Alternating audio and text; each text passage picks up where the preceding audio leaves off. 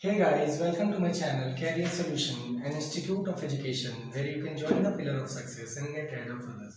So, bachcha log, this is the third part of electric charge and field for class 12 CBSE physics. So, today we are going to discuss about the Coulomb's law in vector form. Already we had discussed about the Coulomb's law. So, first I would like to ask again you people what is Coulomb's law. बताना चाहोगे तो बताओ, comment section में बता देना. Otherwise मैं भी एक बार रिकॉर्ड करा देता हूँ. कूलम्स लॉ क्या है भाई, है ना? The force of attraction between two charges और force of repulsion between two charges is directly proportional to the product of charges and inversely proportional to the square distance between them. Like Q1 and Q2 are the two charges and they are separated by a very small distance r, है ना? और distance y r, वो ऐसा distance होना चाहिए ताकि दोनों charges एक दूसरे को फोर्स फील कर सके. उतना ही डिस्टेंस होगा, उससे ज़्यादा डिस्टेंस होगा तो हम कोई फोर्स फील कर ही नहीं पाएंगे. So here Q1 and Q2 are the two charges separated by a very small distance r. So what is the force? Force equals to k Q1 Q2 upon r square, which we had proved in our second video. K Q1 Q2 upon r square, where k is electrostatic constant. The value of k is 1 upon 4 pi epsilon naught, where epsilon naught is free space of permittivity. And I had told you the value of k, that is 9 into 10 to the power 9 Newton meter square per coulomb square. Each and everything we have discussed till now. Now today we are going to discuss about the Coulomb's law in vector form. अब ये Coulomb's law vector form में क्या है? So now for that we are considering two like charges. अब हम सिर्फ like charges को consider कर रहे हैं. Like charges क्या होता है बच्चा लोग?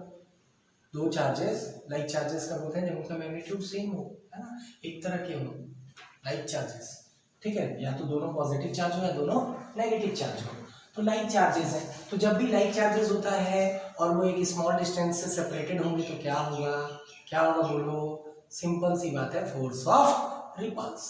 ठीक है, तो for that we are considering two like charges Q1 and Q2 which are separated by a small distance r.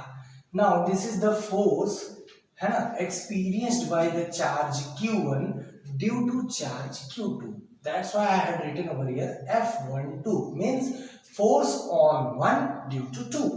Similarly, this is the force experienced by the charge Q2 due to Q1.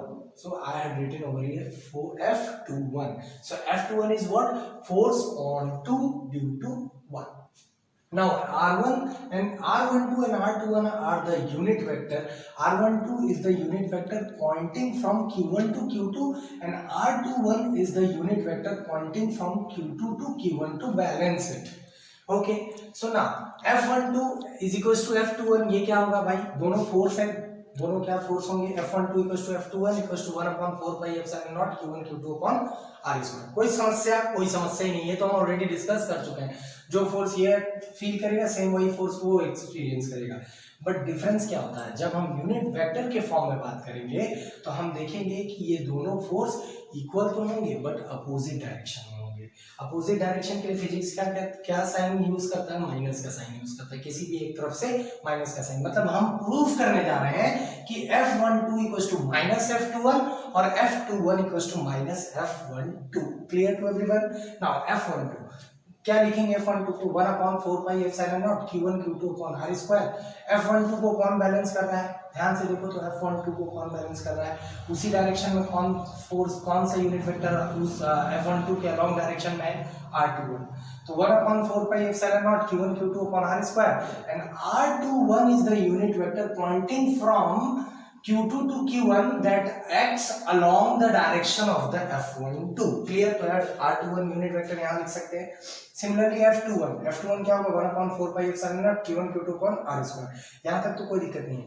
अब यहाँ देखो F21 के direction में कौन सा unit vector act कर रहा है? तो R12. तो R12 is the unit vector pointing from Q1 to Q2 and acts along in the direction of F21. That's why we are using over here the unit vector R12. तो आप क्या feel करोगे? आप बस इतना सा feel करोगे कि इन दोनों में बाकी सारी चीज सेम है. R21 इक्वल्स टू R12 आ रहा है. तो कुल मिला के R21 और R12 का डायरेक्शन अपोजिट है, तो R21 unit vector is equals to minus R12. तो अगर यहाँ पर मैं R12 की जगह माइनस लिखूं तो ये पूरा इक्वेशन मल्टीप्लाई में तो पूरा इक्वेशन माइनस का हो जाएगा। तो कुल मिला के F12 is equal to minus F21।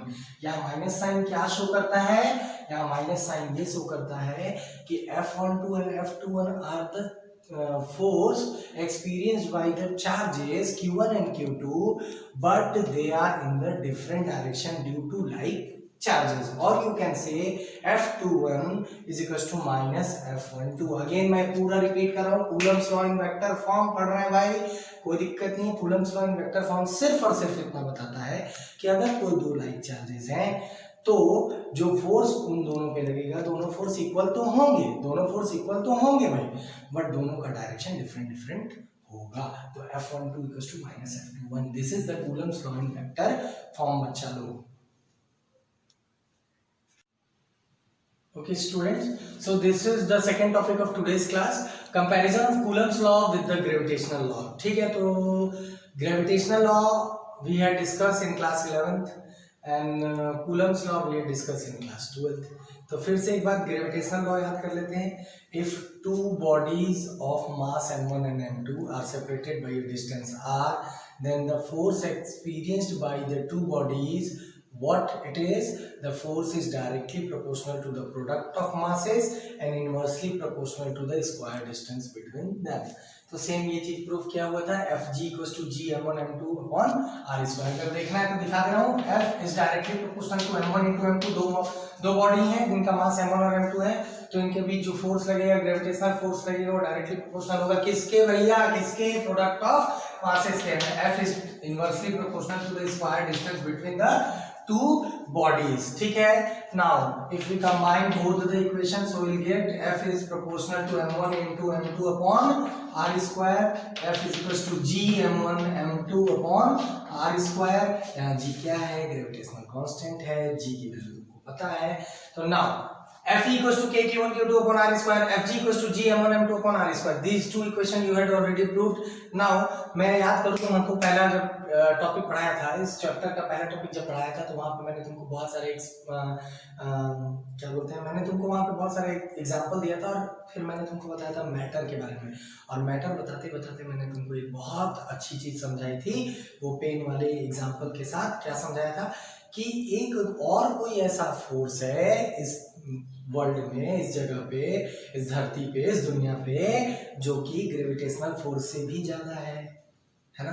तभी तो वो ग्रेविटेशन को छोड़ के कागज जाके कहाँ चिपक गया, कंघी में। याद आ गया भाई, ठीक है। तो the electric force is much stronger than the gravitational force. तो यहाँ से क्या समझ में आया कि Fe is greater than Fg। और कितना ग्रेटर भाई, Fe is equal to 10 to the power 39 Fg, है ना। force due to electric force is equals to 10 to the power 39 times of force due to gravitation। okay, so this is a numerical on the basis of Coulomb's law। मैं solve कर रहा हूं इसको, देखिएगा। Question है कि what is the force between two charged sphere. दो charge sphere हैं, दोनों का चार्ज दिया हुआ है, दोनों का मैग्नीट्यूड दिया है। Q1 equals to 2 into 10 to the power minus 7 coulomb and Q2 equals to 3 into 10 to the power minus 7 coulomb are separated by a distance of 30 centimeter। दो चार्जेस हैं जो एक दूसरे से 30 सेंटीमीटर के डिस्टेंस पे सेपरेटेड है। ओके, और कह रहा है कि इसमें कितना फोर्स जनरेट होगा, what is the force experienced by the two charges. Okay, तो मैंने तुमको क्या बताया कि भाई दोनों चार्जेस हैं। अगर यहाँ ध्यान से देखोगे तो दोनों चार्जेस क्या है, लाइक चार्जेस हैं, क्यों, दोनों पॉजिटिव चार्ज है ना भाई। मैंने तुमको क्या बताया कि F12 F21 के इक्वल ही होगा, सिर्फ डायरेक्शन ही अपोजिट होंगे। तो कोई भी एक तरफ से कैलकुलेट कर लो, कोई दिक्कत है नहीं भाई, ठीक है। तो फोर्स का फॉर्मूला क्या पढ़ा है, कूलम्स का पढ़े हुए हैं। क्या पढ़े भैया, K Q1 Q2 upon r square. Okay, Q1 की वैल्यू है, Q2 की वैल्यू है, R की वैल्यू है, K की वैल्यू तुमको पता है। K 9 into 10 to the power 9 into Q1 2 into 10 to the power minus 7, Q2 3 into 10 to the power minus 7 upon R square 3 into 10 to the power minus 2 का whole square। Solve it, you will get the value of force, that is 6 into 10 to the power minus 3 Newton। Okay, so this is the second numerical of today's class। बेटा ध्यान से देखना, बहुत अच्छा numerical है और आज मैं यहीं पे चैप्टर को समअप भी करूंगा, मतलब इस टॉपिक को समअप करूंगा। आज का वीडियो बस इतना ही है, बस लास्ट टॉपिक है, थोड़ा सा ध्यान दे लो। एक और क्वेश्चन है, बहुत इंपॉर्टेंट क्वेश्चन है, कई बार आया भी है, थोड़ा सा ध्यान से देखना। क्या कह रहा है, द सम ऑफ टू। सो बच्चा लोग, this is the second numerical on the basis of Coulomb's law, and today I am going to sum up my class after this numerical. What it is, the question is, the sum of 2 point charges is 7 microcoulomb. There is a two charges Q1 and Q2 whose sum is 7 microcoulomb. So Q1 plus Q2 equals to 7 microcoulomb दिया हुआ है. They repel each other with a force of 1 Newton. They are repelling each other with the force of 1 Newton, means both are like charges. And the force experienced by both of the point charges is 1 Newton. Only the difference is the direction of the forces. बाकी तो force बराबर ही रहता है ना? When kept 30 centimeter apart in free space, जब वो एक दूसरे से 30 सेंटीमीटर की दूरी पर है, कहाँ पर? फ्री स्पेस में, मतलब एप्सिलॉन नॉट का वैल्यू फ्री स्पेस के लिए क्या होता है? That I had told you already. R की value 30 centimetre. Calculate the value of each charges. दोनों चार्जेस की वैल्यू निकालना है. क्या मैंने Q1 plus Q2 equals to 7 microcoulomb and Q1 equals to, मान लेते हैं, लेट सपोज कि Q1 equals to x microcoulomb. Micro मतलब 10 to the power -6. तो let Q1 equals to x microcoulomb. So Q2 equals to क्या होगा? 7 minus x microcoulomb होगा. 7 minus x microcoulomb हो गया Q2 की value. F equals to 1 newton given है. R की value 30 into 10 to the power -2 metre हो गई. Now put the value in the force. Put the value of all the given data in the equation of force which we have. For electric force we have the formula F equals to K Q1 Q2 upon R square. Now I am going to put the value of all the given data. F equals to 1, K equals to 9 into 10 to the power 9, Q1 equals to x microcoulomb मतलब x into 10 to the power -6, Q2 equals to 7 minus x into 10 to the power -6 upon 30 into 10 to the power -2 का whole square. After solving it, इस पूरे को solve करोगे, x से multiply होगा, एक quadratic equation generate होगा, that is x square - 7x + 10 = 0. You know how to solve the quadratic equation either by the splitting the middle term or by the discriminant method. Whatever the method you feel to solve this question, you can apply on it. So after solving it, you will get x equals to 2 microcoulomb और x equals to 5 microcoulomb. अगर x की value 2 लेते हैं तो Q1 की value कितनी हो जाएगी? 2. तो Q2 की वैल्यू कितनी हो जाएगी? 7 - 2 5. और अगर x की वैल्यू तुम 5 लेते हो तो Q1 की वैल्यू कितनी हो जाएगी? 5 माइक्रोकूलम और Q2 equals to 7 - 5 2 microcoulomb. So the value of two charges are Q1 and Q2 are 2 microcoulomb and 5 microcoulomb. So this is it for today's class, bachcha log. Thank you so much for liking my videos and giving me so much motivation to stay in the channel and make the videos for you all. Thank you, class.